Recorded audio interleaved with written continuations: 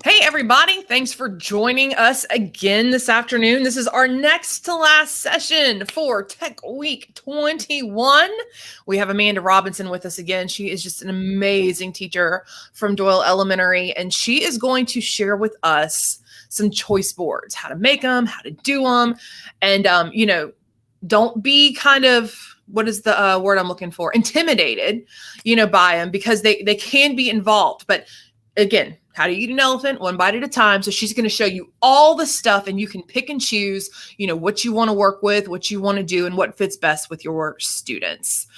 So if you want to go ahead and pull your presentation up, I will throw it up there for you.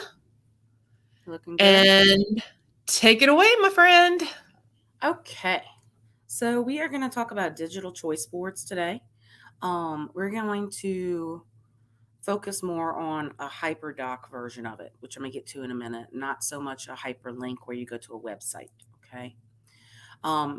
Like Miss Heather said, I teach fifth grade at Doyle Elementary. I'm a math, science, and art teacher. I'm also a master trainer for the parish, and you're going to get a copy of this presentation. And I have links throughout. So, like, this is a link to my Twitter or my email if you need to contact me about questions.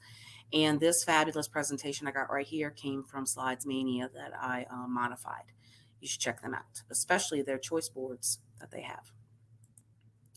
All right, so these are the things that we're going to go over today: the why, what, before you even start, how you can do it, what are your formatting options, how do we put those links in, how do we assign it, how do we collect it, okay?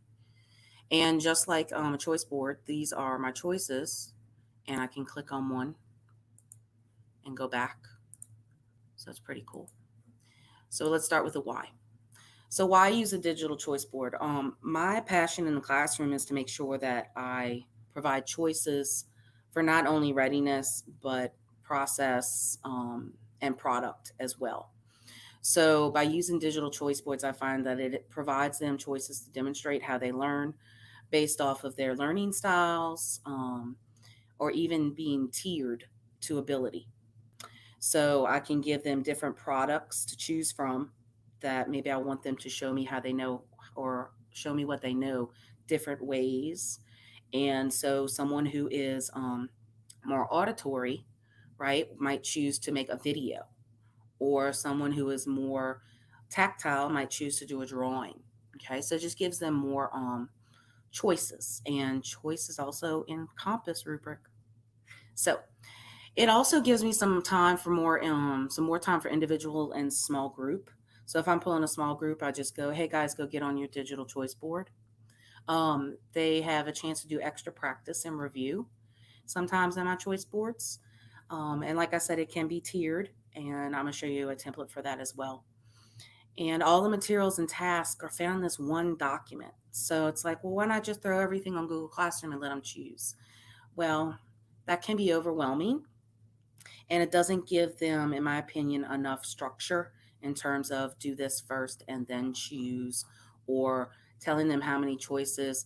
And if you start to throw in resources with those tasks, it can become very overwhelming. Okay.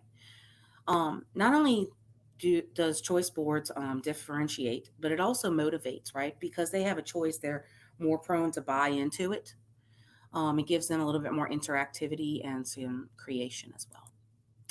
So we are going to be focusing more on hyperdocs today. There is a difference between a hyperdoc and a hyperlink. A hyperdoc allows for collaboration. It can be something that's created within a document or through a link. When you attach just a website to, let's say, a video, that's considered a hyperlink.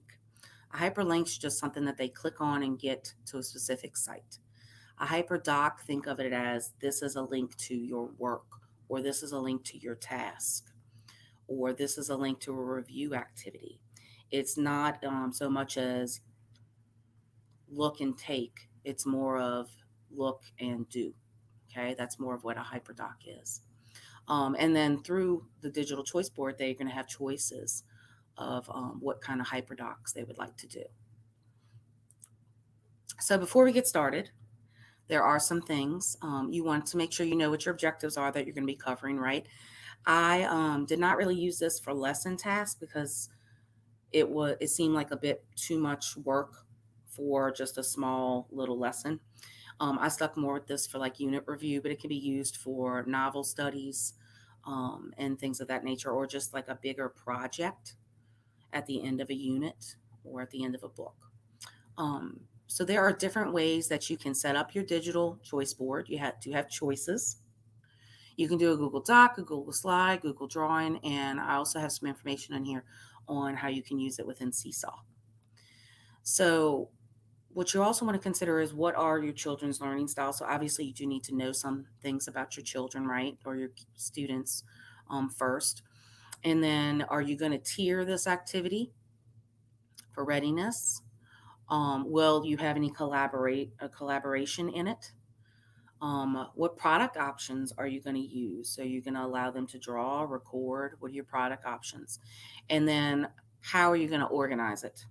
So what I typically do is I kind of go through these and I kind of sketch out what I want and I write little notes as to what I'm going to use.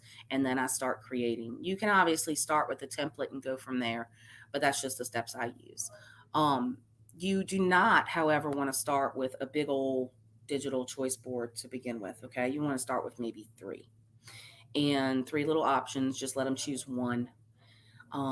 Because everything that you're going to give them, you want to make sure that they've already known how to use before. So I'm not going to give them a digital choice board the first week of school, really. Okay. They haven't really gotten into learning how to do Google Docs as much, or they need more review on it. I'm not going to give them a Google Slides activity if I haven't worked that with them yet and gave them information on how to complete an assignment like that. Okay. So you want to make sure that they have practiced following multi-step directions independently, and that they know they have the skills before they start that. Because this is independent, right? So this is not you hovering over them saying, okay, now click on this. They need to be able to do this independently. These are their choices. There's no way that you could address three different groups of kids who have chosen different choices. That would be a big headache. Okay. You also want to have some options for early finishers, and you want to be patient and flexible. Sometimes you put directions in there and you're like, oh, it's clear as water. And they're like, no, it's clear as mud. So you're going to have to be patient and flexible with that. Make sure that what you choose is purposeful. Don't just include technology just because you want to, right? What is the purpose of it? Are you giving them a student voice? Are you allowing for collaboration? And you want to make sure that you establish how they're going to track their progress and stay organized. Did they start in the middle of doing an assignment and then didn't finish? Let them know how they can get back to that. Maybe show them how to create a folder for those. And they can even color in the boxes on the document to keep up with where they are. So there are three main packaging options through Google. There is also Seesaw, like I said.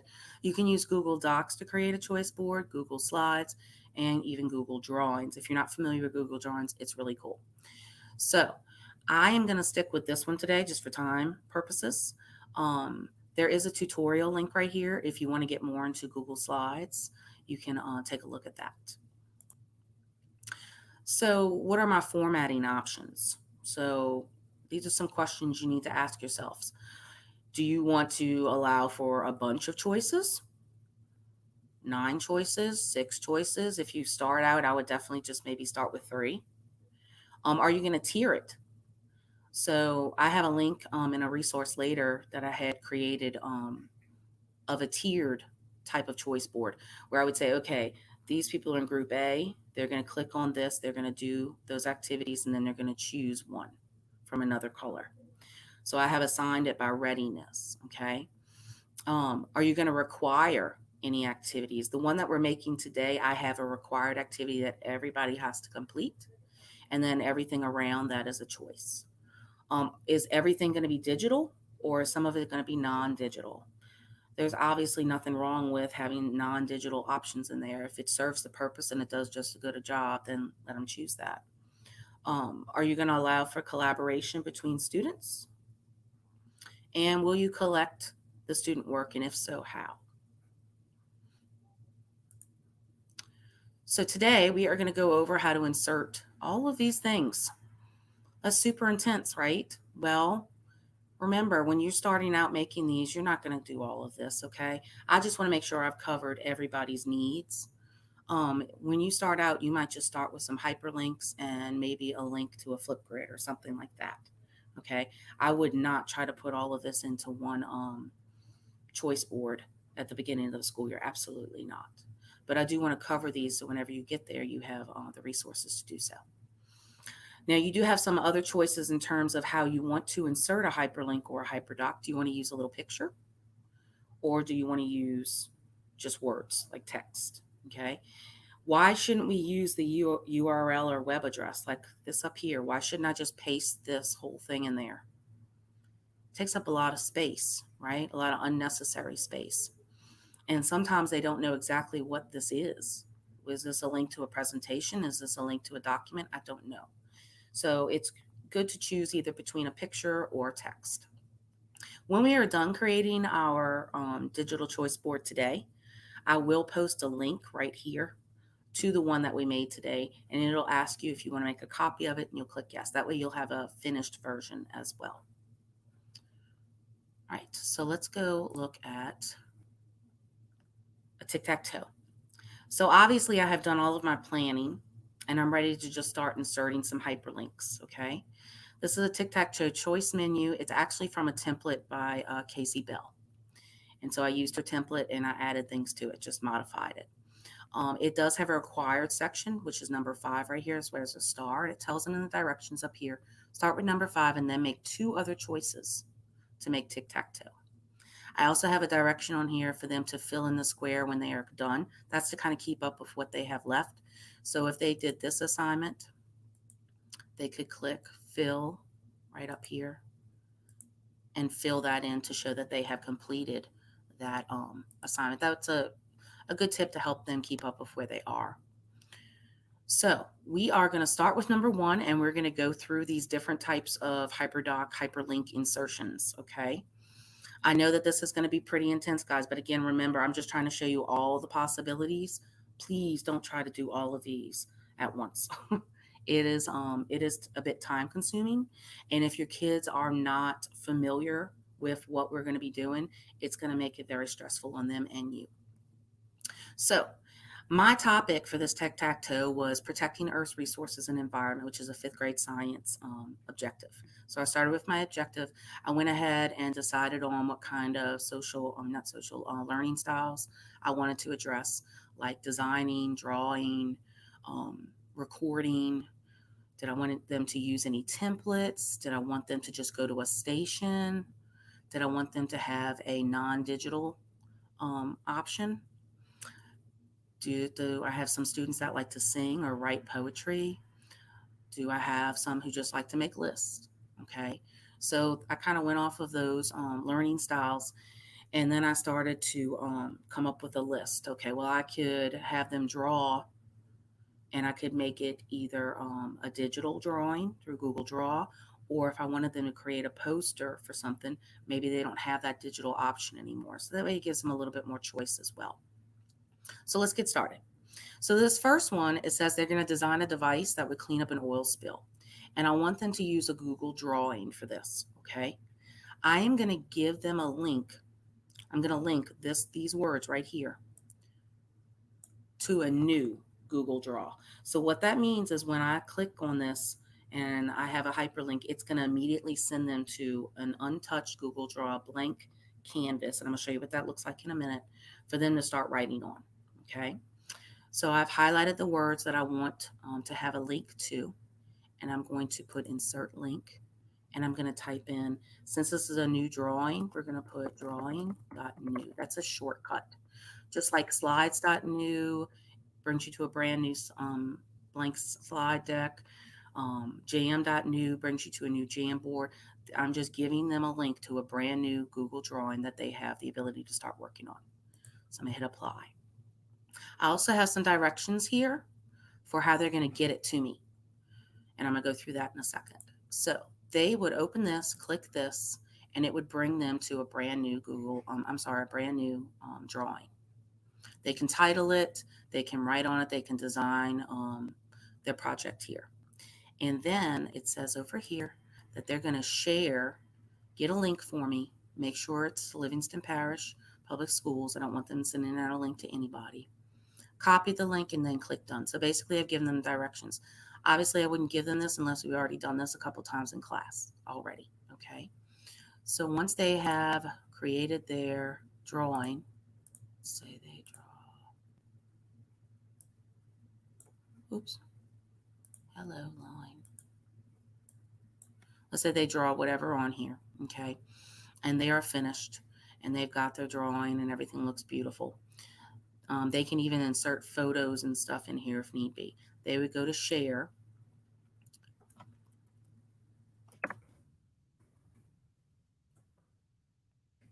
And right here, this is one option. There's multiple options that they can get it to you. They're going to say, yes, Livingston Parish Schools. And that's anybody in the link can view. If you want them to change it from view to edit, you're going to tell them to make this to editor. That would allow you to put like notes on top of their project, like great job or anything like that. If they send it to you as strictly a viewer, you can only look at it, okay? So now that I've got that viewer, I'm going to copy link, just like I told them the directions. They're going to hit done. Then they're going to go back to this and insert their link using Control K or whatever way you want, or Control V for my actual share. And they'll put drawing, let's say. So you will have actually had to show them how to do that as well. Now, if you're not comfortable with that, they're not ready for that, they can just paste it there. You would copy that and then paste it into the address bar to see it. So that's another option. What if you wanted to do something Flipgrid related? So I have a Flipgrid assignment up here.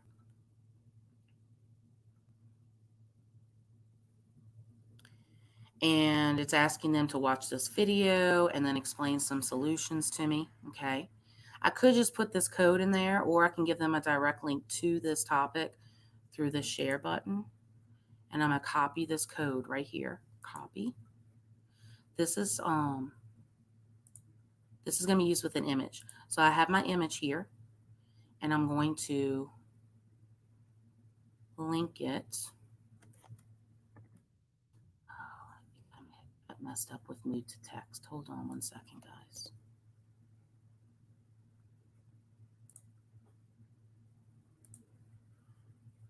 We are gonna take a little picture of this to use as our image. I'm gonna copy that. Go back over here. There we go. I'll put that image in there and I'll go back and get my copy of the link. And now I'm going to hyperlink it. And I'm going to press Control V to paste that link in there and hit apply. So now when they click on this, it'll bring them directly to that Flipgrid assignment and they can start working. Another option is if you want to do something collaborative. So here I wanted them to design how to use, how we can create a design to show how they can prevent trash from getting into a river or the Gulf of Mexico. And then I want them to label their parts. Since this is collaborative, I'm not just going to give them a brand new one to start with because I want everybody to have hands on deck.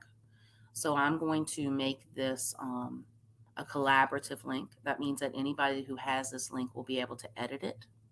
You will, of course, have to have spoken to them about etiquette and how we don't move frames, delete things from anybody else's work, and I always ask that they put their name on the top so I know which piece of the slides or frames is theirs. So I want to use this, let's say, as my link to it. I have saved that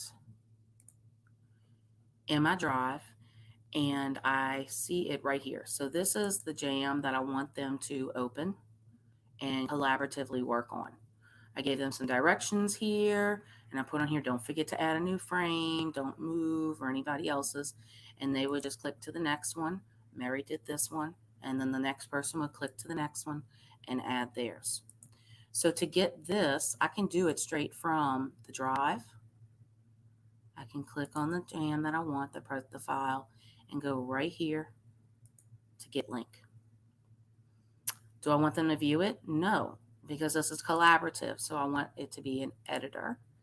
I've made sure that it says our public school, so that means that they would have to be logged into their student account to access it.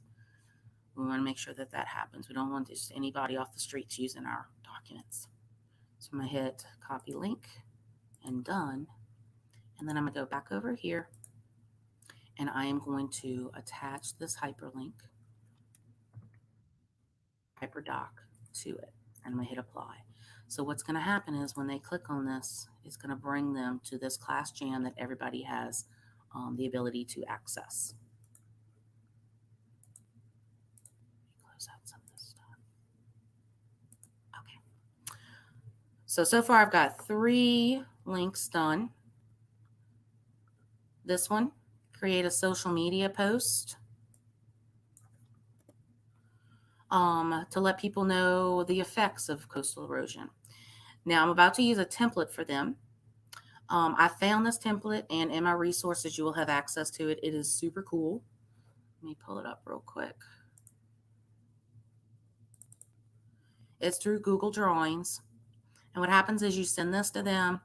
They have a choice of doing a social, an Instagram, a Facebook or a Twitter template. So they would click on the one that they want. So it's like a choice within a choice. And then they would click on that. Let's say they went with Instagram. What it's going to do is going to force them to make a copy of it so they have their own to work on. And we'll talk about how they can turn that in, okay? So I just want a copy of this to them so that they have their choices. So I'm going to go back over here. And I'm going to highlight the text for that social media template. And let me go to my template here in my drive. I've picked it. I'm going to use this little hyperlink again. It doesn't matter for this one that it's a viewer or editor, actually, because actually I don't want it to be an editor. For viewer, they can look at it, and just like what we did, they click on it and still forces them to make a copy. So I'm going to leave this as a viewer, a copy link, and done. And then I'm going to hyperlink that hyperdoc to it. Pull out a hyper up in here. So when they click on this, they'll be brought to this, and it'll still force them to make a copy of whichever choice they make. So it'll say, you want a copy of this? And they're going to say yes. So then I put directions on here to choose one, make a copy of it, like I just discussed, complete it, and insert the link into a Google form. So if you had choices on here, this could be your turn-in place for everything on your student choice board. You could make a form, and I'll show you what one looks like. So this is just Google form. It's asking them for their name. And then right here, your choice would be file upload. And I've changed this to a 1 gigabyte because I don't know how big their size is. And then they would go to view folder. Oops, let me show it to you from the kids version, kids side. They would hit add file.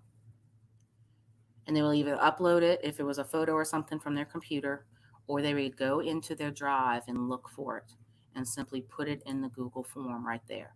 Then all you have to do is when you get all of your answers, all of your work turned in, you would go to responses, click on the spreadsheet, and you would have a list of all of the kids who turned stuff in with links next to their names of all of their hyperdocs that they're turning into you to look at.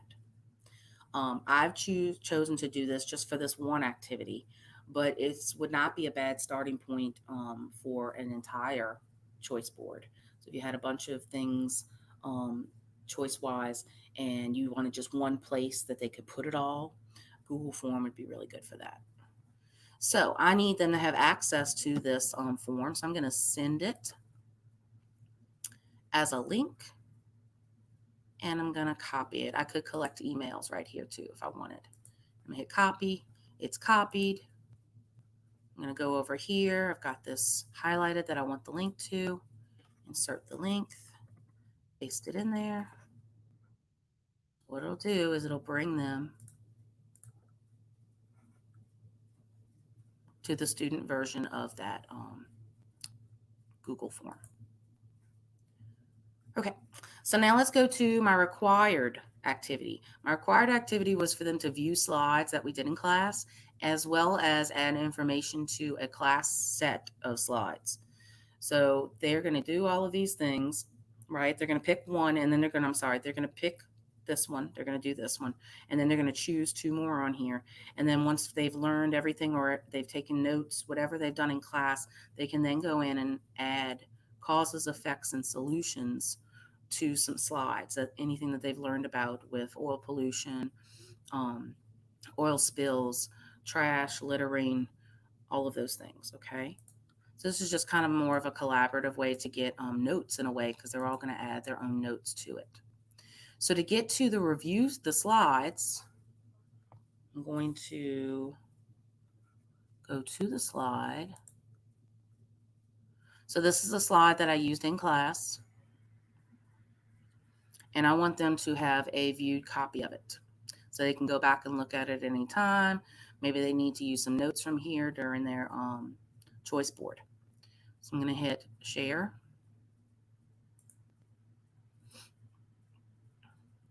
Get link again. And I want it to be viewer only. And I want them changing my slides. So I'm going to hit copy link. Done. And then I'm going to go right here and highlight what I want them to open. And I'm going to paste that link in there. So when they click on this, it'll bring them to the slides that we did in class. Now, I also have slides here that I want them to do collaboratively. So I'm going to find that in my drive this time. And it is right here. I'll open that so you can see what it looks like. This is just a template. So they would add to this, and I'd probably add more to this template before I sent it to them. But they would put the causes of oil spills, and kids can have running information here. So little Johnny might put a barge hit a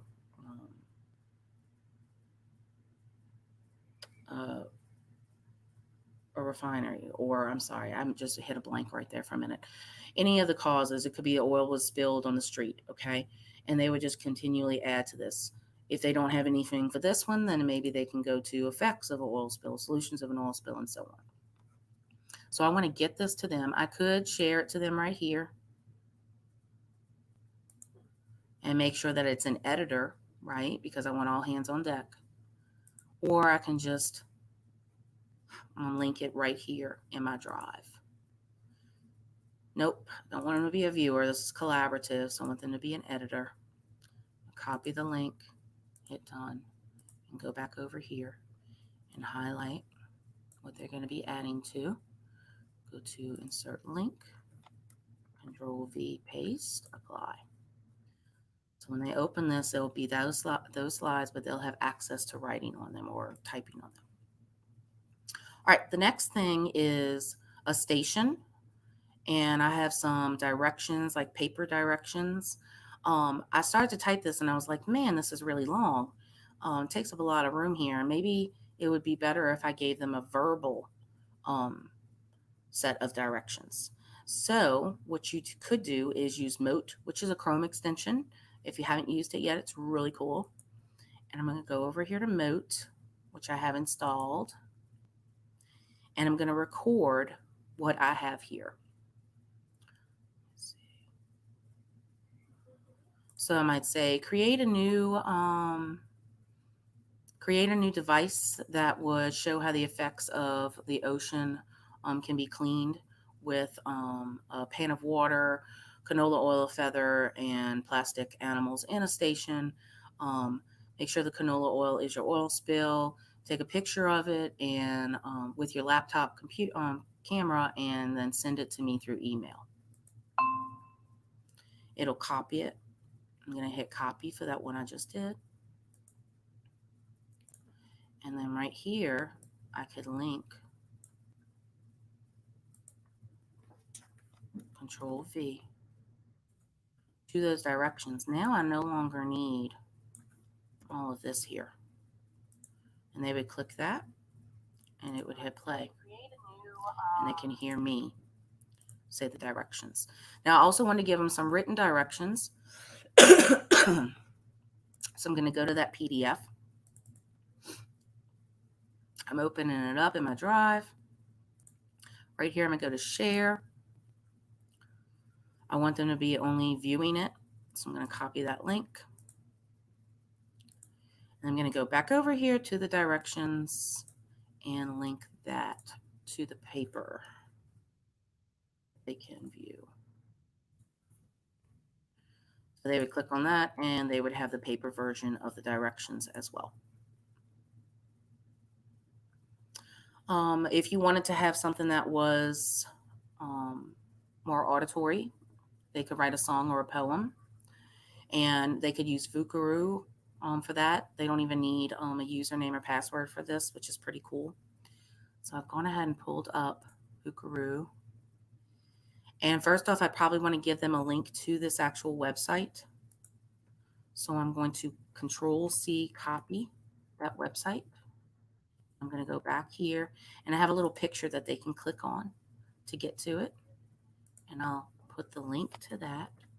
I paste in it there. So now when they click on this, it'll bring them to that website. And then I've given them some directions, like don't forget to save and share and copy. And then they can insert their link to that recording there. And I'll show you what that looks like. So let's say they've gone to this. They can record. Hello. And then they're going to hit save and share. And then right here is that link that they're going to send to me. So they're going to copy it. Oh, great. It's been copied. And they can insert the link right there. And then I can either copy and paste this into a tab and open it and listen to it myself. Or if they're fancy, they can hyperlink it themselves using the little hyperlink button. So when I click on this, after I would open it when they're done, it would bring me to their recording. Hello. Okay. So this one right here, number 8, is just pencil paper. They just create a poster. I like to give them non-digital options as well. And then this one, I wanted them to read an article and watch a video, both hyperlinks. And then I want them to create a pros and cons list. So I found an article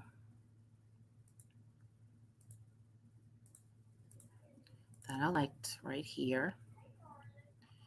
And I'm going to just copy, Control-C, that website. And I'm going to click on the word or hover over the word article.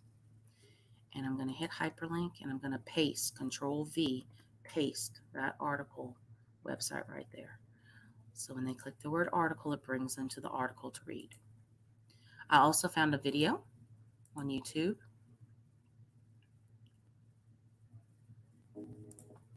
That I want them to watch. You can simply do the same thing. Control-C. And then when you get to the video, right there, I'm going to highlight the word video and link using Control-V to paste it in. So now they have access to the video as well. In order for them to create this list, I am going to give them a document. But the reason I'm giving them a document is because of the template.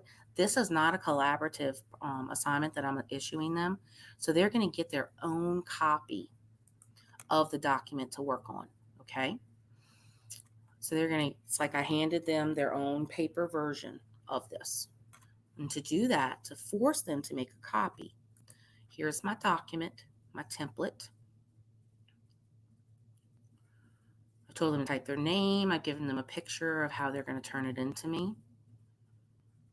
And I've given them directions on what to do.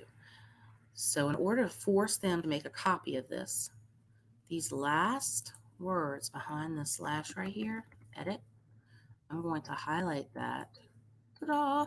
And I'm going to replace it with the word copy. That is going to force them to make a copy of any document that you issue them. And then I will copy this entire URL and paste it over the Word document. So what's going to happen is they're going to click on this. They're going to go to open it. Now on my version, it doesn't show it because I'm the owner, but it'll say, do you want to make a copy of this? And they're going to say, yes, I want to make a copy. Okay. So those are some ways to make hyperlinks and hyperdocs. I have a ton of templates that I'm going to give you all and stuff too. So if you don't like this one, that's perfectly fine. I have other options. Now, what if you're like, well, I want to add some other stuff? Absolutely. I've made these little videos. So if you wanted to insert a teacher created video or a link to a student paced quizzes game, a Padlet board, anything like that, you just click on these when you get it, and it'll bring you to a little short video, basically me through the steps of how to do that. So those are just some short tutorials in case you have any other needs. So let's talk about assigning them. Okay, you've made this beautiful document. It looks super, loving it. How am I going to get it to them? You have some choices. If you're dealing with some little kids, I might make a small choice board and put it in a station rotation. So if it gave them a choice of Jamboard or drawing a picture, they could put their name initials in that little box, or you could do it for them. And then they could, on another tab, you could have the Jamboard pulled up. They would open it, they would draw on it, and I'd leave it there and then go ahead and send it to myself. Or if you're already in your own account, then you won't even need to. It'll just automatically save to your drive, and you'll have the ability to get to that whenever you need. That's the simplest version of this, okay? If you're going to go through Google Classroom, then you've got two main choices here. You've got it to be assigned as a view only or make a copy for each student. View only is great if you're giving kids just links to websites or you're forcing them to make a copy of a document that you want them to use. They cannot type on the choice board if you hit view only. They can only click on things and get to things. They won't be able to insert a link into the choice board for you, okay? Or even type on the choice board. They won't be able to put a link to their drawing or Vocaroo or anything like that in there. If you want those options, then you're going to need to make a copy for each student. Okay, so how do they turn it in? Well, if you've assigned it to them in Google Classroom and they have their own copy of it, let's say, they're just going to hit mark as done, and it's going to add it to it. If you insert links to their work in the choice board, they're going to simply mark it through Google Classroom. Oh, let me add to that. Backwards. Let me back up, guys. I'm sorry. If they're adding their work to their assignment. So, for example, I made them do that Google drawing, right? And they did their own thing, and then they shared it to me. Okay. This would be good for that. Or if you had them actually working on that pros and cons list, like we said, you don't have access to that because there's no link. So you would have to ask them to add that document to it. And I'm go back to what I'm talking about so I don't make it any more confusing than I did. So right here, this forced them to make a copy of this pros and cons list, right? I'm not telling them to give me a link to it. So I still need them to turn it into me. So if I'm using this kind of activity, I would choose this one. And they would hit add, find it in their file, and then hit mark as done to turn it into me. If they're just inserting links like this, or they're doing a Google form, or it's something that's collaborative, then they can just mark it as done. They don't need to add or create. They don't have anything on their drive that you don't have access to through a link. So they would just hit mark as done. There's also another option where they share the work to you through a share button, and then they would type in the teacher's livingstonschools.net account and hit done. However, you would have to search for their work, which can be a pain, okay? If you're going to assign it through Google Classroom, I would not advise this unless you really are down with it. To me, it's been a pain trying to find stuff in that shared with me drive, and I'm searching for the kid, and then I have all of these things to look through, and then I got to sort that by date. It's just a pain. I would rather them insert a link themselves into the choice board or add and turn it into me that way through Google Classroom. But those are your choices. So we also talked about how you can use a Google form. So you would do a file upload for that. And I would make sure that maximum file size is 1 gigabyte. You could have multiple of these. You could have first name, last name. What's your first project? What's your second project? So you could copy basically this option right here and have them upload 2 different projects into one choice board or one Google form for the choice boards. And this is what it will look like for them. They might just have another one of these underneath it, and then they would hit submit. And then you would get this beautiful little Google sheet, right? Showed you how to do that. And you would click on it and it would open it up and it would say Johnny, and here's her link to her project. Mary, here's her 2 links to her projects. And you would just click on it and open them up. Pretty cool. So to wrap it up, I did make a Wakelet collection of a bunch of templates, examples, and more. So there's a bunch of stuff in here. So I had some templates I know in the beginning that we didn't use. If you're interested in any of those, you can find them here. And I also have some more information about hyperdocs, and even how hyperdocs can be used not as choice boards, but as actual lesson material. And then this is a YouTube video on how I used it for readiness. Like I talked about before, how I had group A do this required, and then they had a choice of 1, 2, 3. And I had my middle group do this required and had a choice of 1, 2, 3. So the last thing I'm going to put that up, and then I'm going to wait for questions. No questions. Lots of great feedback, especially on using that Google form to collect those, like the resources, the things that the kids do. I'd never thought of that. That is so clever because it's all in one nice little tiny neat package. And speaking my love language with the Wakelet board, sister, absolutely love it. Well, look, she has put her contact information there. So if you do have any questions after the fact, I know sometimes it takes us a little bit to digest what we've seen, and then we start playing with it, and then we get stuck. Do not hesitate to reach out to her or to one of us. We are here for you, and that's what we love to do. We love to assist. So if you will, please make sure you fill out our survey and attendance link, bit.ly, and then /Tech Week 21. Give us some feedback. What'd you like? What you need? And maybe win some great prizes. So what is your Wakelet name? Ooh, good question. Let's go find. That was the one question we just got. I don't know, because I'm like, am I following you on Wakelet? I don't think I am, and I need to. Again. I think I have it through,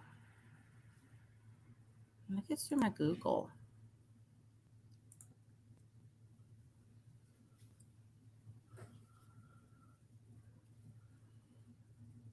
I just use the little extension. Yeah, here we go. Yeah. Okay. So, oh no, go back one. Or there, right there's fine too. So Amanda Robinson 937. So if you go search for her, I'm gonna put it right here in the chat as well. You can follow her, and you'll have access to all of the boards that she has made public. So not just her template one. What was the name of that one? That one was Digital Choice Boards. Okay, click on that real quick. We're going to make this super easy for everybody.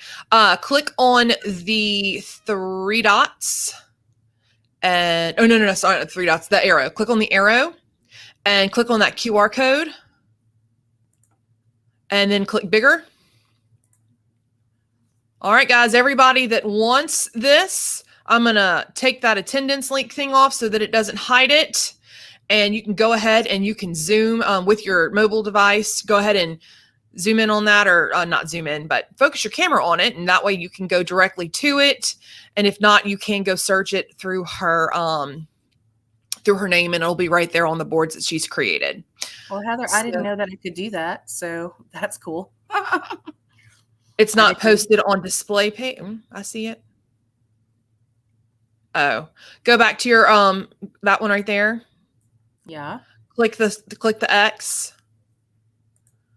And go to, let's see. Is it public? Click edit. It should be public. It is. So click done. All right, it's public. It should be on hers. Go ahead and click that arrow again real quick, and I'll type in the direct link as well. So if you click the arrow for share, back there we go. So https wke.lt/WSKFEE4M. Hopefully I typed it right. So it is linked right here. It is linked in your presentation as well? Absolutely. So if you click on awesome. it, it'll be there, okay? Okay, yeah. So that presentation link is at the very top of the chat. You can go click on that, and it is linked in there for you as well. Thank you again, Amanda, for sharing some amazing ideas with us. We really do appreciate your time and your effort, and always being willing to be helpful. And I understand this was a bit intense, guys. I just wanted to make sure that everybody's needs got met. Absolutely. No, I agree. Keep in mind, if you need to rewatch it, just go back to the Tech Week website, click on it. It will be there. It's on our YouTube page, and we're not planning on taking it down. So you can watch it as much as you want to, and we can even go back in and do some time stamping to get to specific places as well. So we'll work on that for next week. Anyway, so we have one more session left, all about Google Sites. So tune in. That will start in about 15 minutes. And to everybody that has tuned in so far, thank y'all so much, and enjoy the rest of your afternoon.